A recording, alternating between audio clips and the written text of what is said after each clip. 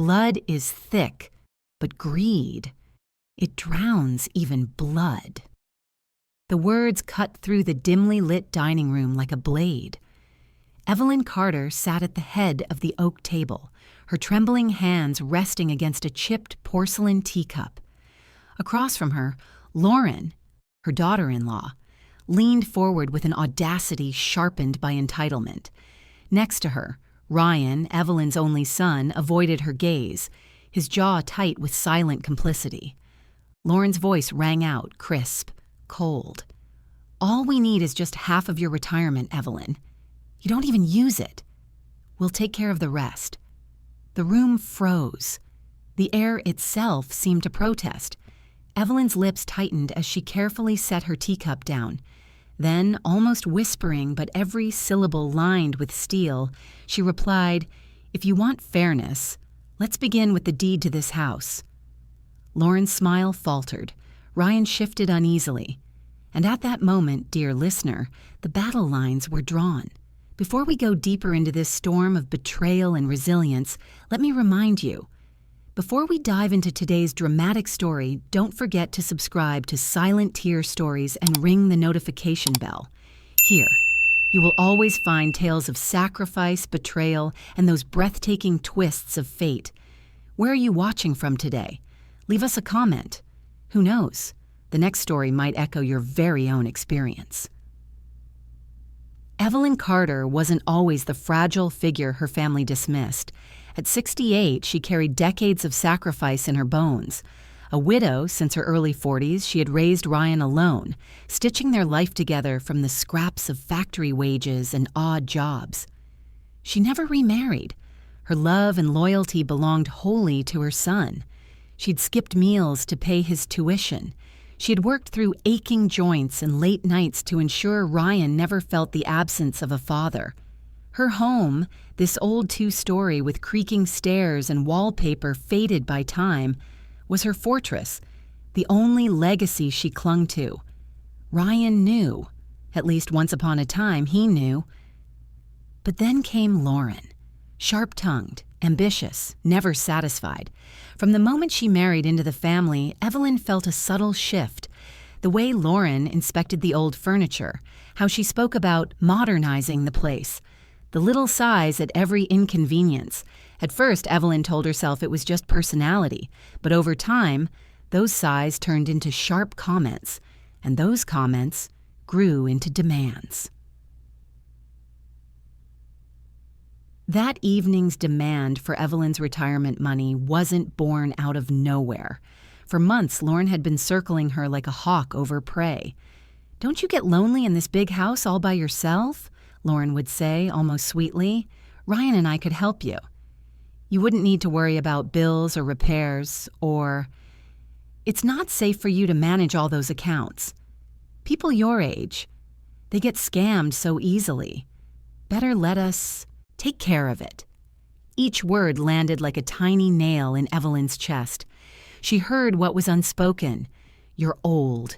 You're useless. Hand it over." But the cruelest blow came one afternoon when Evelyn, while climbing the stairs, paused as she overheard whispers drifting up from the living room below. Lauren's voice, sharp, conspiratorial. "Once we get the deed, we'll move her to Lakeview. She'll be looked after, and we'll finally have space to breathe." Ryan's hesitant reply, "I don't know if—" "You want our future, don't you?" Lauren cut him off. "She's holding us back. One piece of paper, Ryan. That's all it takes." Evelyn froze, her heart hammering so loudly she thought it might betray her presence. Lakeview, the memory care facility where forgotten elders were tucked away like discarded heirlooms. Her son, her only son, willing to sign her away for walls and windows. Have you ever overheard words that shattered the ground beneath you? If you have, you're not alone. Evelyn's silence that night was the silence of countless mothers who sacrifice everything, only to find themselves dismissed when age blunts their usefulness. A week later, the family meeting was called. Evelyn received the text like a court summons, 7 p.m. family discussion. She prepared herself carefully, choosing her navy cardigan. The one Ryan once said made her look like someone who could fight the world. She brewed her evening tea, set the table, and waited. When Ryan and Lauren arrived, they didn't sit. They stood, towering, pressing like prosecutors over a defendant. Evelyn felt the imbalance immediately. Lauren led, of course. "We've been thinking. You're not getting younger, Evelyn. The house needs repairs, your accounts are scattered, and honestly, it's too much for you. If you just sign over the deed, we'll handle everything." Ryan nodded faintly, still avoiding her eyes.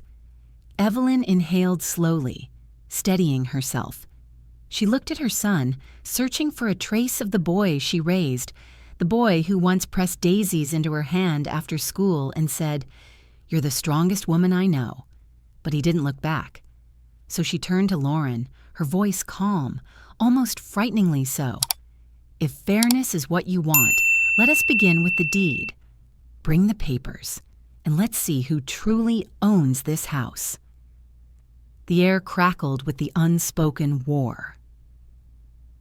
As the couple exchanged a glance, Lauren's eyes flashing irritation, Ryan's shoulders sinking under invisible weight, Evelyn sipped her cooling tea. She looked smaller than ever, fragile even. Yet in that moment, she wasn't the victim they thought she was. Because upstairs, in a locked drawer beneath faded quilts, Evelyn had something neither of them knew existed. A document, a truth, a secret seed she had planted years ago, watered by foresight and fear. And now, as her family turned against her, that seed was ready to bloom. If you were Evelyn, sitting there with betrayal across the table, would you reveal your cards immediately? Or would you wait, let the noose tighten, until the perfect moment to cut it free? The week after that tense meeting, Evelyn noticed the house no longer breathed the same. It was as if the walls themselves carried whispers. Lauren and Ryan began staying over more often, under the guise of helping her out. But their presence was heavy, suffocating, far from the comfort family should bring. Lauren commandeered the living room, spreading her laptop, notebooks, and bills across the coffee table as though it were hers by right. She referred to it smugly as our office. Ryan slipped into habits Evelyn didn't recognize. He brought home takeout boxes, leaving them stacked in the sink without so much as a glance at the dishes already there. When Evelyn quietly rinsed them, Lauren's voice pierced from behind. "You shouldn't strain yourself, Evelyn. Just leave it. Ryan and I will handle it later." But later never came. It wasn't just the mess. It was the language. The subtle shift from your home to our place.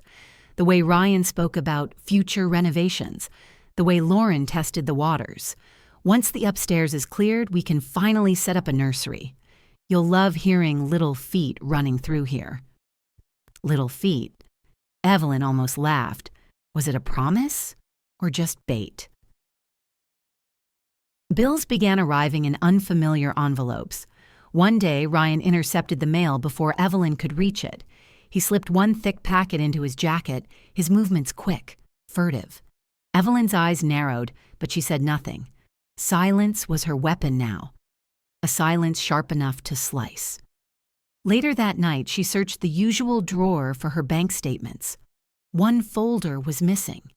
She tightened her cardigan around her frail shoulders. Her instincts whispered truths she didn't want to face. They weren't helping her. They were preparing to erase her. Have you ever felt that eerie shift when the very people you raised begin circling your life as though you're no longer living in it, but occupying it temporarily? That's where Evelyn stood. The true dagger came on a rainy Thursday. Evelyn, moving quietly through the hallway, heard her daughter-in-law's voice seep through the thin walls. "Lauren, once the deed is ours, we'll move fast. Lakeview has openings. She'll barely notice what's happening."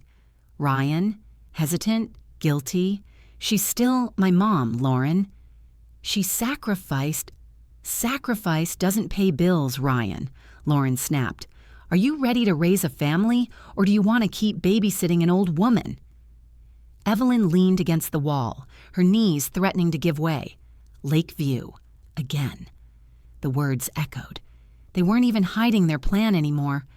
Tears welled in her eyes, but she pressed her lips together. If she revealed herself now, they'd see her weakness.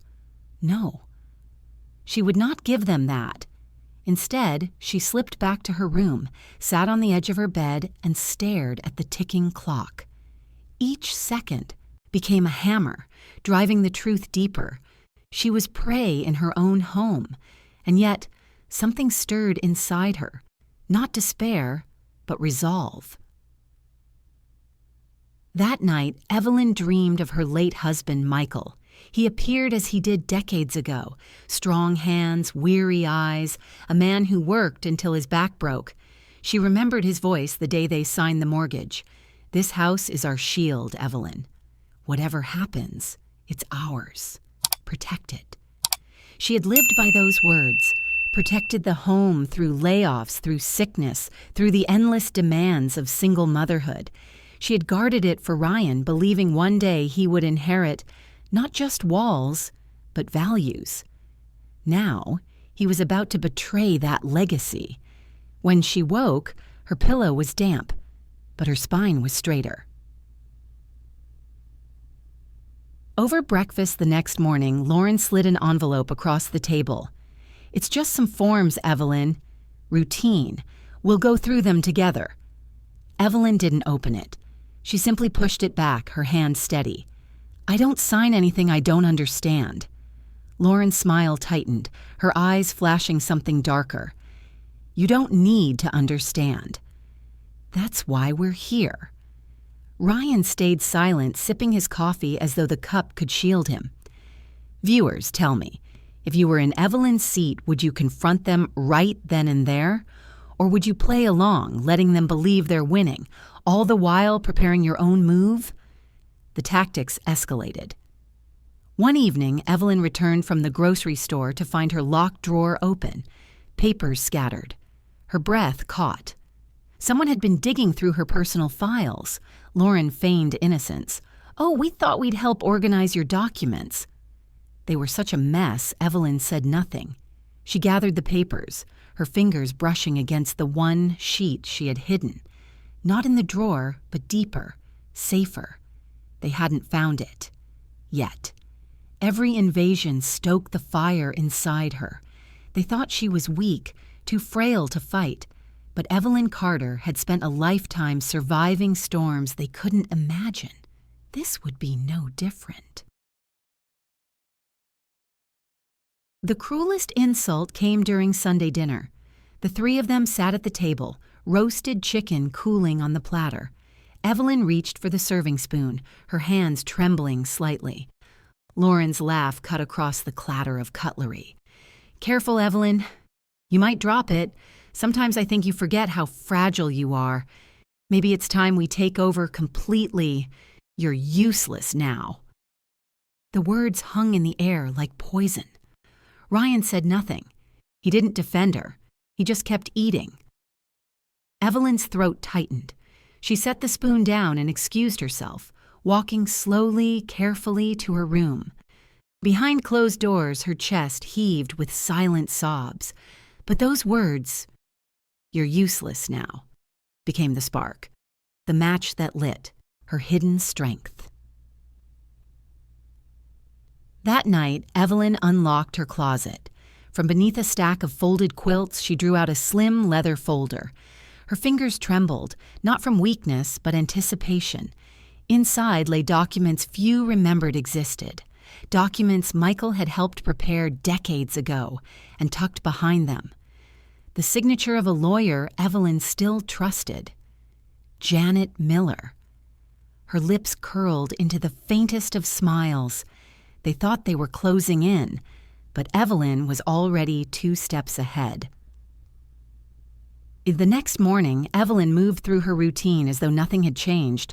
She watered her plants, she folded laundry, she poured tea. Lauren and Ryan believed her silence meant surrender. But deep inside, Evelyn whispered to herself, "It's time to remind them whose name is carved on these walls." She dialed a number she hadn't called in years. When Janet Miller answered, Evelyn's voice was calm but resolute. "It's Evelyn Carter. I need to make some changes." Urgently, the storm was about to shift. The night after that venomous dinner, Evelyn couldn't sleep. The clock ticked, mercilessly, each second echoing like a gavel in a courtroom. Her frail body rested against the mattress, but her mind stood tall, alert. She thought of Lauren's words. "You're useless now." The phrase stabbed her. Yes, but it also woke something inside her. Useless? She had been everything but useless. She had been mother, provider, protector, warrior. And if the last battle of her life was to defend the dignity she had spent decades building, then so be it. Her eyes drifted toward the leather folder on her nightstand. Inside it lay her silent weapon. She whispered into the dark, as though to Michael, her late husband, "Don't worry, love. I'll protect the house. I'll protect us." The next morning, Evelyn dressed in her best. Not the cardigan of comfort, but a tailored jacket she hadn't worn since Ryan's graduation. She wanted to look like someone impossible to dismiss. Janet Miller's law office smelled faintly of leather and paper, the scent of authority. Janet, now in her 50s, greeted Evelyn with warmth, but her eyes sharpened quickly as she listened. "They want the deed?" Janet's tone carried disbelief, then anger. "Evelyn, they can't just take your house. This is your property. Your name is on everything." Evelyn leaned forward, voice steady. "Then I want it protected. I want them removed from anything that binds them to my assets. And if they try, I want to be ready." Janet nodded, already pulling out files. "We'll update the trust. We'll add layers they won't expect. And Evelyn," her gaze softened, "you're not alone in this." Evelyn exhaled, a release she hadn't felt in weeks. For the first time, she felt shielded, not cornered. Returning home, Evelyn noticed subtle signs that her absence hadn't gone unnoticed. The coffee canister had been shifted. The safe in the hallway closet bore faint scratches. Someone had tried to open it. Lauren greeted her with exaggerated cheer. "Oh, there you are. We worried when you were gone so long." Evelyn smiled faintly, masking her knowledge. "I had errands." Inside, though, her suspicions solidified. They're searching. They're desperate. She made tea, her movements calm, deliberate. But as she stirred sugar into her cup, she imagined each swirl as part of a bigger design. They thought her silence meant surrender. In truth, it was strategy. Here's the truth about people who've been underestimated all their lives. Once they taste clarity, they become unstoppable. Evelyn realized something crucial that day. She wasn't powerless. She wasn't waiting for their mercy. She still held cards, and not just the legal documents Janet was preparing, but something deeper, the ability to observe, to plan, to anticipate. When people think you're weak, they show you their entire hand, and Evelyn had been watching every move. Viewers, let me ask you, have you ever noticed how silence can be louder than words? How pretending not to see can sometimes give you the sharpest vision? That was Evelyn's gift now. Lauren sensed it first. Over dinner, she rambled about future renovations again, but Evelyn didn't flinch or protest. She simply listened, her eyes steady, unreadable. It unnerved Lauren. She snapped her fingers at Ryan. "Tell her, Ryan." "It's for her own good," Ryan muttered half-heartedly. But Evelyn just sipped her tea, her calm more piercing than any outburst. Later, Lauren whispered angrily to Ryan in the kitchen, "She's planning something. I can feel it." Ryan rubbed his temples. "She's old, Lauren." "She doesn't have the energy for a fight." Lauren shook her head. "No, she's hiding something." They were right. A few days later, Evelyn left a sealed envelope in the unlocked kitchen drawer, one she knew Lauren couldn't resist snooping through. Inside was nothing more than an old grocery list and a Bible verse written in Evelyn's looping script. What is hidden will be revealed. That evening, she noticed the envelope was gone. Lauren's eyes darted nervously, her lips pressed tight.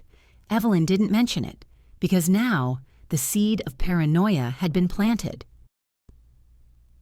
Let me pause and ask you, dear listener, if you were Evelyn, would you confront them directly, shouting your truth? Or would you do what she did, move like water, slow but unstoppable, carving her path in silence?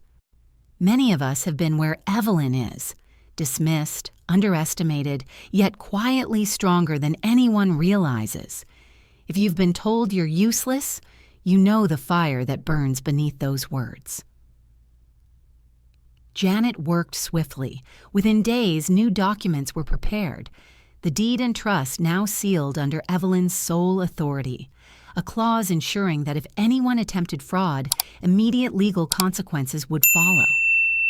A plan to divert her retirement funds into a scholarship foundation, a move that cut Ryan and Lauren completely out.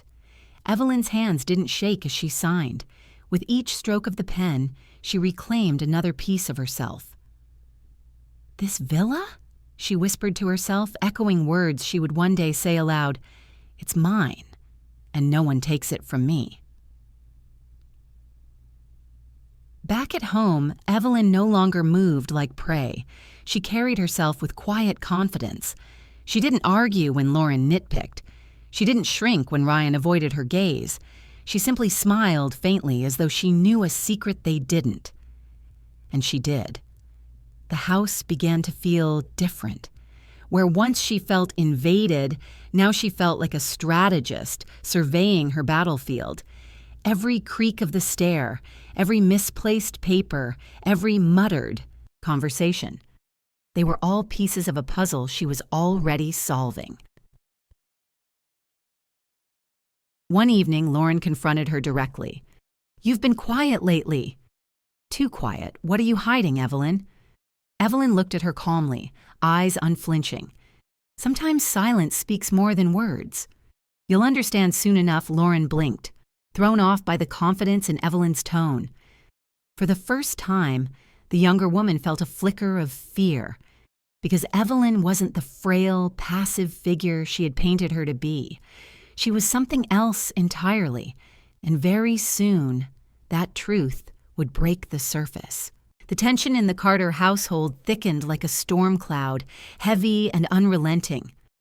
Lauren paced the halls with a restless edge, opening drawers, peeking into closets, her suspicion gnawing at her sanity. Ryan trailed behind, a man torn between guilt and greed, too cowardly to stop the train he had set in motion. Evelyn, by contrast, was calm. She moved through the house like a quiet river, steady, unshakable. She'd already set the wheels in motion with Janet. Now all she had to do was wait, and time was on her side. But when people are desperate, they act rashly, and desperation had already begun to poison Lauren. One Thursday evening, Evelyn returned from her walk to find Ryan and Lauren sitting stiffly at the table. A stack of papers lay in front of them, their faces painted with false smiles. "Evelyn," Lauren began sweetly, "we finally took care of that paperwork. All you need to do is sign here. It's just a formality." "To protect you." Evelyn's eyes drifted down. The document was slick, freshly printed, a deed transfer disguised as an update for her property records. The audacity took her breath away. She lifted her gaze slowly, studying them both. Ryan's hand trembled slightly on the table. Lauren's smile was tight, too rehearsed. "My signature," Evelyn said softly, "isn't something given so freely." Lauren pushed the pen toward her. "Don't make this harder than it needs to be. We're family. We're trying to help you." Evelyn let the silence stretch, heavy as lead. Then she pushed the papers back, untouched. "If fairness is what you want," she said, echoing her words from weeks before, "bring the real deed. Then we'll talk." Her refusal sliced through the room. Ryan's eyes dropped. Lauren's jaw tightened, fury flashing. But Evelyn was unshaken, because she knew those forged pages were about to become their undoing. The next day, a locksmith arrived at Evelyn's request. Each metallic click of the turning bolts echoed like a drumbeat of liberation. The locks on every door were changed. The keys, once shared, now belonged to her alone. Lauren returned that afternoon, grocery bags in hand, only to find the key refused to turn. She rattled the knob, confusion snapping into outrage. "Evelyn!" "Open the door." From the window above, Evelyn's voice floated down, calm and resolute. "This is my home." From now on, entry is by invitation. Only Lauren's face burned red, her words a hiss. "You can't do this." But Evelyn only closed the curtain, leaving them stranded on the porch. For the first time, the house felt like hers again. 2 nights later, Evelyn invited them back in, not with warmth, but with precision.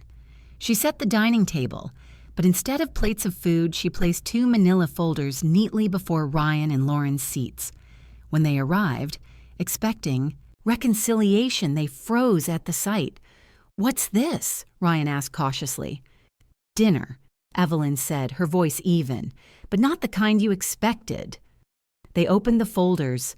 Inside were legal documents, restraining orders drafted, a civil fraud complaint prepared, and evidence compiled with Janet's sharp hand. Lauren's face paled, her lips parting in disbelief. You went to a lawyer?" Evelyn leaned forward, her eyes sharp as glass. "You broke into my drawers. You tampered with my mail. You forged papers with my name. Did you really think I was too blind to notice?" Ryan's voice cracked. "Mom, please." "No," Evelyn cut him off, steel in her tone. "A mother protects. But when her own child becomes the threat, protection means drawing the line." Lauren's voice rose, shrill with desperation. "You can't prove anything. This is all just your paranoia." Evelyn's lips curled into a calm smile. She reached into her cardigan pocket and pulled out a small recorder.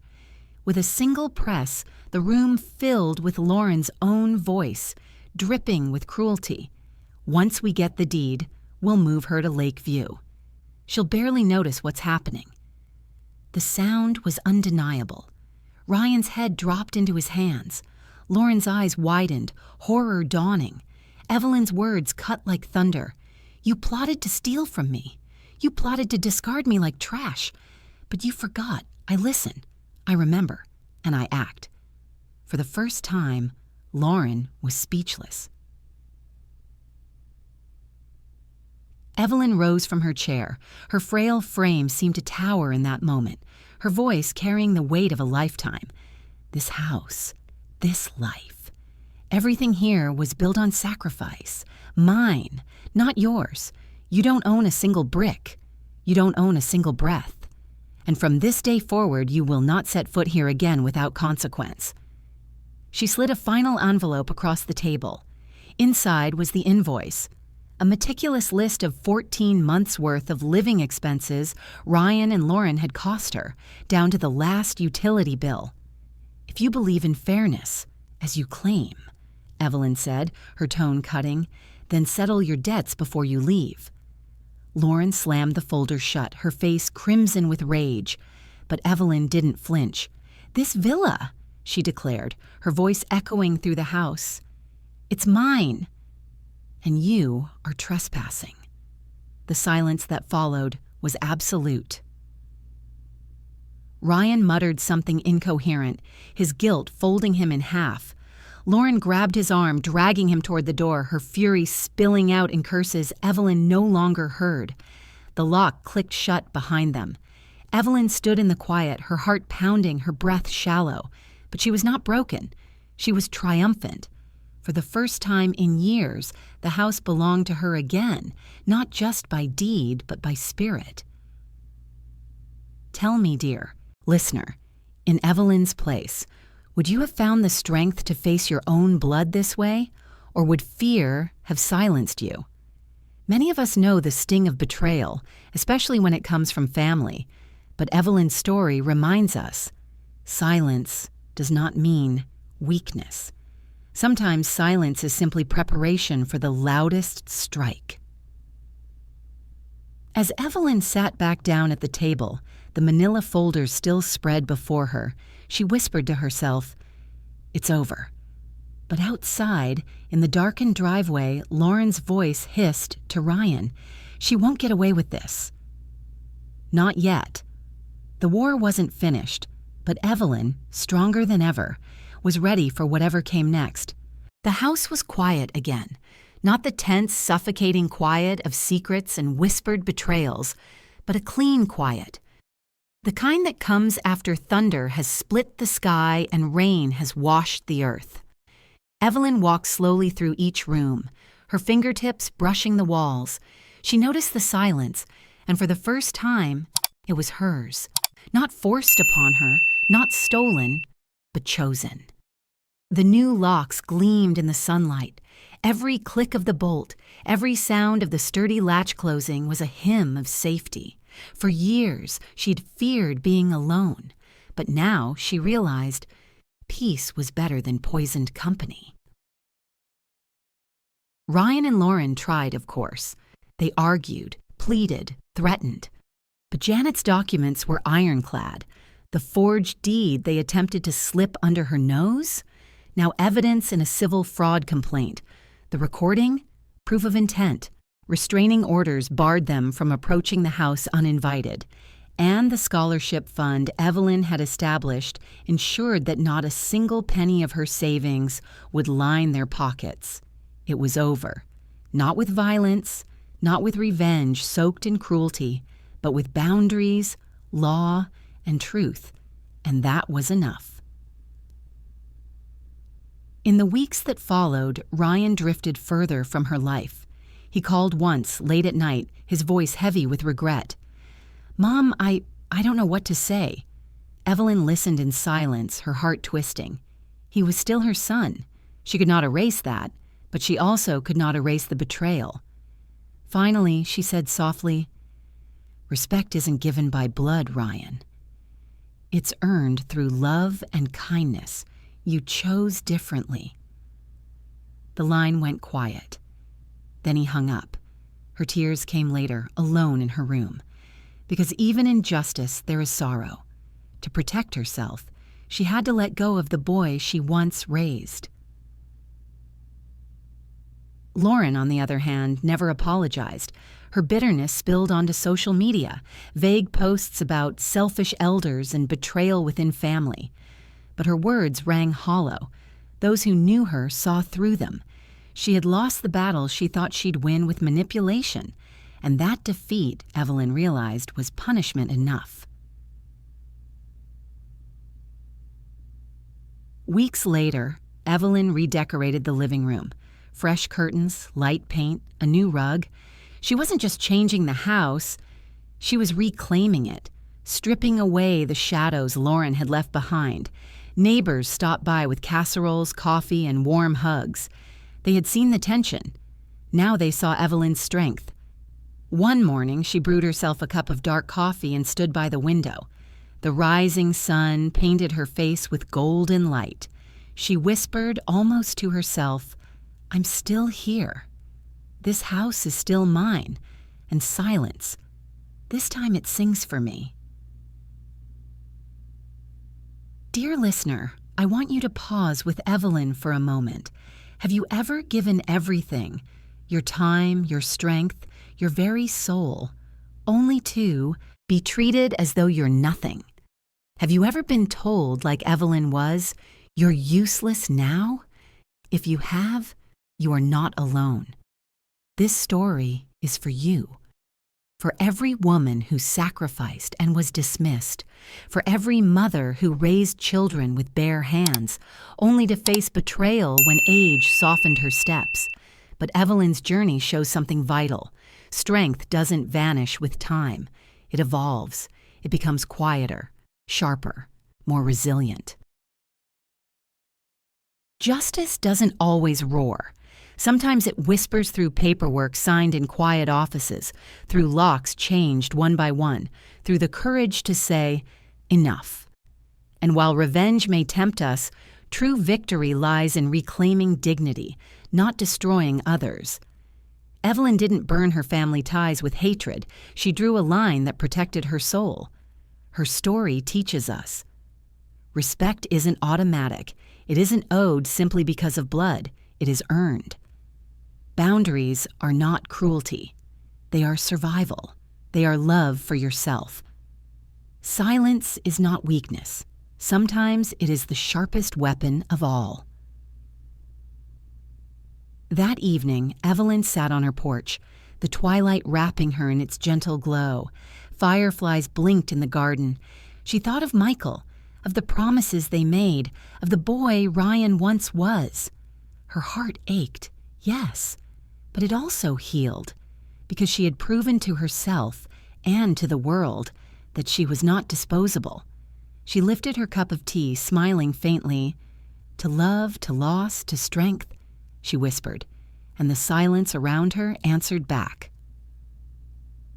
If you were in Evelyn's place, what would you have done? Would you have had the courage to face your own son and his wife with such quiet strength? Have you ever witnessed a moment like this in your own family, where greed tore through love and only boundaries brought peace? I invite you to share your story in the comments, not just for yourself, but for others who need to know they are not alone. Here, in this community, every story matters. Every silent tear deserves a voice. Before we part, remember this. Respect isn't given by blood. It's earned through love and kindness. If Evelyn's story touched you, leave a comment, even a simple note to remind yourself of your worth. And don't forget to subscribe to Silent Tear Stories for more powerful tales of sacrifice, betrayal, and the breathtaking twists that bring justice to light. Because here, no one suffers alone. Here we speak for those who've been silenced,